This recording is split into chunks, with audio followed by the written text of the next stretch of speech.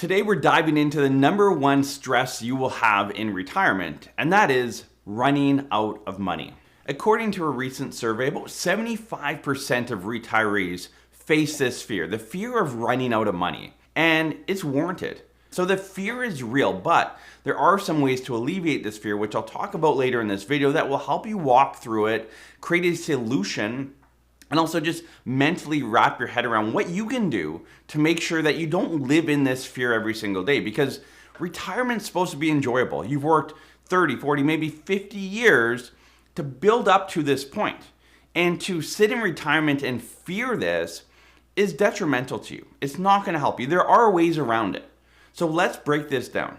While running out of money is obviously the big concern, I think it backdrops onto the fact that we're living longer. In fact, if you're a 65-year-old couple, the chances that one of you live into your 90s is over 50%. So the data is there showing that we are living longer. And the fear of living longer means our money needs to last longer for us, so that if we live into our 90s, maybe even into our hundreds, that we're going to have money there. The second backdrop to this fear, and this is a legitimate one because I see it every single day. I have 4 young kids and my grocery bill has tripled in the last 3 years. Now, my kids are getting older, they're eating a little bit more food, but the cost of groceries, the cost of living in general, to do anything, has skyrocketed. As you're entering into retirement, you say, well, Adam, I'm going to live longer than I expected, and just to put food on the table costs an extra 50 or 100% than it did just a few years ago. And those two things drive that fear. And again, it's a legitimate fear, but it's on the top of your mind. And for a lot of you, you're not actually enjoying retirement because of this fear. And that's what I want to break down here and give you some tools so that you can push through this. Now, the two other things that are a bit of a backdrop here are healthcare costs. People are very aware and concerned about, down the road, I may need healthcare. And I may need in-home care, or I may need to go to a care facility. Obviously, there could be large costs that, again, do your research, talk to people that have gone through that, but most of you won't need a care facility. And most of you, if you do, it's not for a long period of time. And I think we overemphasize it. But again, we all hear that story of someone that was in a care home for 15 or 20 years and it costs, $8,000 to $10,000 a month. That is not the rule. That's the exception. So again, do your research. Obviously, there can be some cost to that, but build that into your plan, which I'll touch on here shortly. The fourth backdropping fear is uncertainty in the stock market. And, as you're in that accumulation phase and building up for retirement, it's much easier because when the market drops, guess what? You're putting more money in and you're buying stuff at a discount, right? We all want to go to the store and get a sale. And in the accumulation phase, we get sales in the stock market all the time, right? If I can invest when the market's down, that's great. I bought the same stock I bought a while ago on sale. That's a win. But as you enter into retirement, all we're doing typically is drawing money out. And so as stocks fluctuate over time, if we're hitting it at the bottom of the curve and we need money and we haven't planned properly, that means that we're actually selling our items on the discount. It's like we're having a garage sale with our hard-earned assets that we've saved up for many years. So we need to avoid that. So the fear of stock market fluctuation, again, a lot of you fear that, but there are ways around it. And I'm going to touch on that right now. So the way to avoid that stock market fluctuation over time is to have a proper plan and know your cash flow needs. Everyone calls it something a little bit different: cash bucket, cash reserve, whatever you want to call it. But if you know what your cash flow need is, i.e., you know how much money you're going to need out of your investments for the next 1, 2, 3 years, you can plan for that. So whether you're putting it into a ladder GIC, an individual bond, just a cash account, whatever it is, but that money is safe and aside. So, we're sitting in 2024 right now. Let's say 2025, you need $20,000 out of your RIF. Is that $20,000 invested in the stock market? And if the market drops 20%, are you still going to be able to pull out that $20,000? Are you still in at a loss? How's that working for you? Probably not very good. So what you want to do is make sure that $20,000 isn't something that's not tied to the stock market. We're fortunate right now that you could have it in like a GIC and actually get a decent rate of return. And you want to do this for 2 to 3 years out. So 2025, 2026, and ideally 2027. So if you're doing your own management or you have someone doing that for you, make sure that it's mapped out. Because then if the market drops 20%, guess what? That doesn't matter. you're going to give it time to ride back out. And if you look at any graph, typically it takes less than 18 months to rebound. And that's why if you have 2 to 3 years of cash flow aside, you have time for that to rebound. Again, any graph long-term of the stock market, grab whatever index you want, it goes up over time. But there's obviously this roller coaster along the way. Preparing for cash flow will help alleviate that stress. You know it's there. You don't have to worry about it. Our clients that we kind of build this plan and work with the investment counsel firm on, we do that for them. So we say, okay, here's your cash flow for the next 2 or 3 years. Yeah, we know the market will go up over time, or historically it has, we assume it will over time. But your cash flow, you need that. You need to put food on the table. You only have so many go-go years in retirement. We don't want you to miss them, right? We don't want you to delay that family trip to Europe or whatever it is because the stock market's down 20%. Like, why would you not plan for that?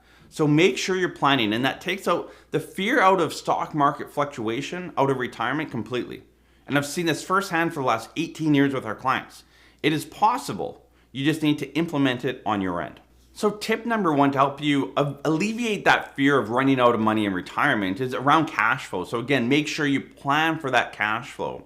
The second thing is to look at your income sources. So you might have a pension from work, you might have RSPs, TFSAs, you might have a LIRA from an old company plan. And then of course, most of you will have both CPP and old age security. Now, for those of you that fear running out of money, which again, legitimate fear, and it's about 3/4 of you watching this video statistically have that fear. Yet, most of you are taking your Canadian pension plan between 60 and 65. So you're taking your CPP early, you're guaranteeing yourself less money going forward, and you fear running out of money. Like, there's a complete disconnect here. And you can write all the comments you want down below, but the data is the data. Delaying your CPP will give you more money. I've shown it again and again. And a lot of you say, Adam, but if I delay my CPP to 70 versus taking it at 60, I've lost 10 years of income. No. That's when you draw down your other accounts and create tax efficiency. And again, I've showed it in other videos, I'll show it in future videos. But here the point is, if you're fearful of running out of money, don't you want the most guaranteed income sources kind of later in life? As long as you have enough assets to kind of tie you over now and give you the required income to enjoy that go-go phase, delaying your CPP and potentially delaying your old age security is going to give you more money for the rest of your life, guaranteed. So if you live in your 80s, 90s, 100s, your CPP and OAS is there for you. It's guaranteed. It's adjusted to inflation.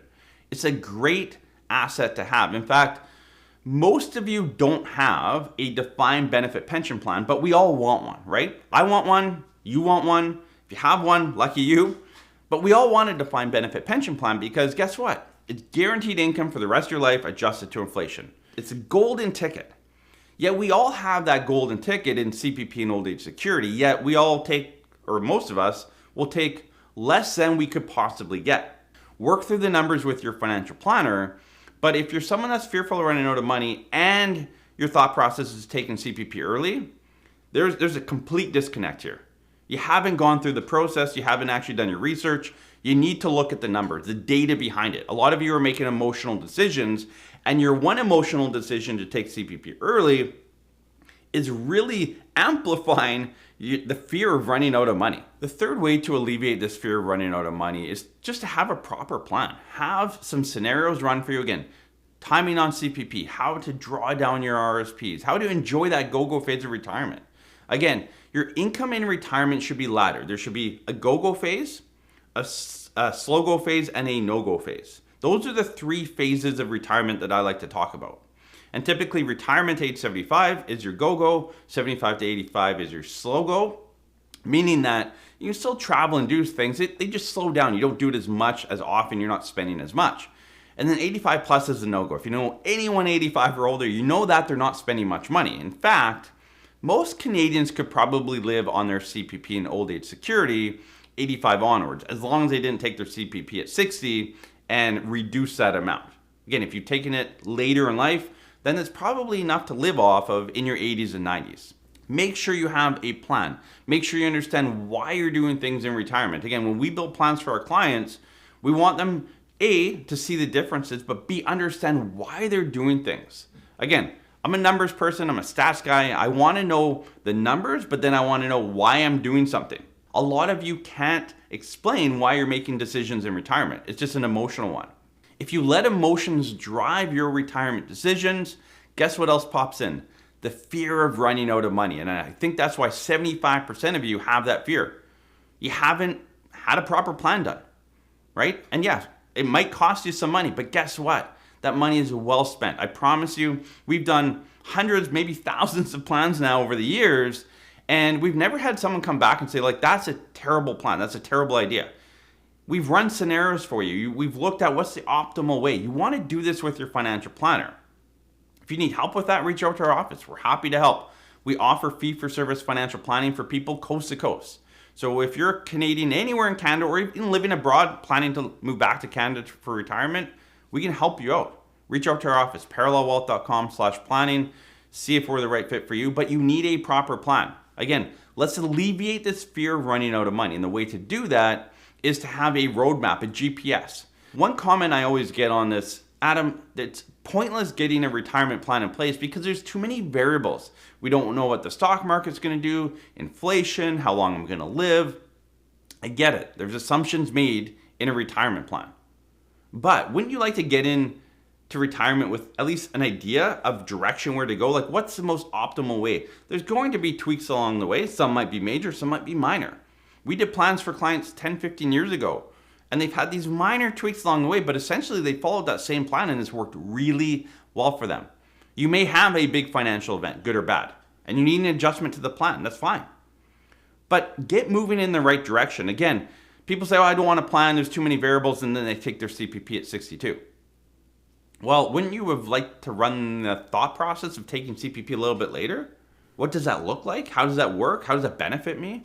You should run these things. Again, talk to your financial planner. If your financial planner doesn't do in-depth planning, then hire someone to do that. Those options are out there. Again, our office does it. There's other options out there as well across Canada. But get a plan in place, because a proper plan, knowing what you're doing, why you're doing it, will help alleviate that stress of running out of money. Now, the last thing I want to touch on here is that fear of running out of money with regards to healthcare costs later in life. Like, Adam, I like the go, slow go, no-go phase, but the no-go doesn't make sense to me because I think I'll need the most amount of money later because I'm going to go to a care facility. The reality is you're probably not. And if you do, it's not for long. And I think we overestimate the cost of it. There's a lot of great public systems. There's some good private ones that aren't that expensive. Again, do your research. Everyone's looking for something different. I have a family member that works at both public and private facilities in Alberta. And she said, I would never be a patient in the private facility. I'll go public all day. It's better service, better. So again, depends where you're at, what kind of facilities are around. Everyone's going to have a different story and experience, but do your research. Here's how I recommend building a retirement plan to kind of buffer for that what if I do need care later on in life. For most of you, it's your real estate. If you build a plan and never touch the real estate, that's an asset there. It's a buffer in the background, I always call it. It's going to be there for you if you need to go to a care facility or you need in-home care. There's an asset that you can lean on to support that care. If you're someone that rents in retirement, you don't own that property, then yeah, you might, if this is a fear for you, then build in that buffer within your overall retirement plan. There's nothing wrong with that. Just be aware that the chances are you're not going to spend all that buffer that you build up. And is it costing you some enjoyment earlier in the go-go phase of retirement? Again, that's something you have to weigh.